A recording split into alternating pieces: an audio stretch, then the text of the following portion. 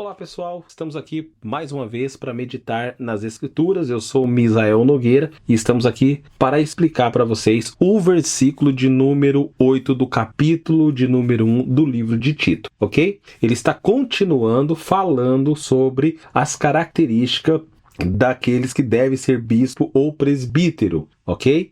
E o texto diz assim: antes hospitaleiro, amigo do bem, sóbrio, justo, piedoso e que tenha domínio de si. A primeira expressão que aparece aqui a ser analisada diz que antes ele deve ser hospitaleiro. O que significa isso? Alguém que ama receber bem o outro, especialmente o que vem de fora. E nos tempos bíblicos aqui, hospitalidade era algo que deveria ser essencial, porque havia naquela época muitos cristãos que eles eram perseguidos, né? Então, missionários, viajantes. Então, esse presbítero, ele precisava estar preparado para receber essas pessoas aqui. Então, esse líder, ele devia ser alguém que abria sua casa e também o seu coração e devia mostrar essa generosidade e comunhão sem parcialidade.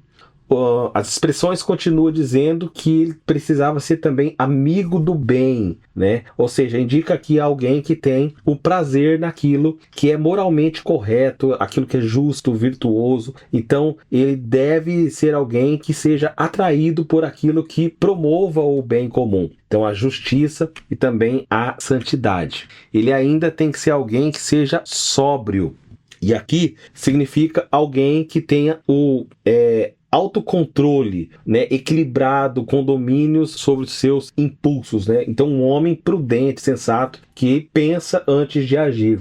Então, sem ser guiado pelas suas emoções ou paixões. Além disso, ele precisa ser alguém que seja justo, né? Alguém que age com equidade, conforme os padrões de Deus e trata os outros com retidão. Então, um bispo, um presbítero justo, ele não favorece uns em detrimento de outros. Então, ele busca sempre aquilo que é correto. Além disso, ele precisa ser alguém piedoso. Refere-se à santidade prática aqui, a vida devotada a Deus, não só apenas nas palavras, mas também em atitudes. Então, um líder piedoso, ele vive em reverência e temor diante de Deus, com o coração voltado à oração, à adoração e também à pureza.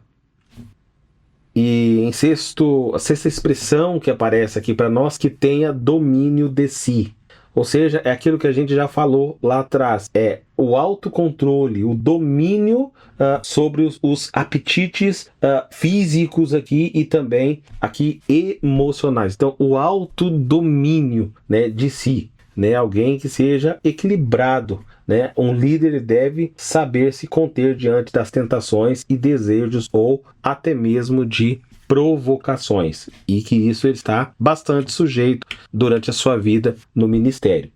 Então, o que nós aprendemos? Né? Qual que é o apanhado geral que nós fazemos desses ensinamentos? Que um líder, ele não pode ser alguém que ensina apenas que ensina o bem, né? Ele precisa viver bem também. Então, essas qualidades, elas mostram o caráter de Cristo sendo formado na vida de um presbítero. Então, a liderança espiritual aqui, ela é chamada a essa maturidade, ao equilíbrio e também à generosidade. Então, a igreja, ela precisa orar e investir na formação de seus líderes com esse tipo de caráter. De tudo isso que nós explicamos aqui para vocês, ok? Essa é a explicação do verso de número 8 do livro de Tito.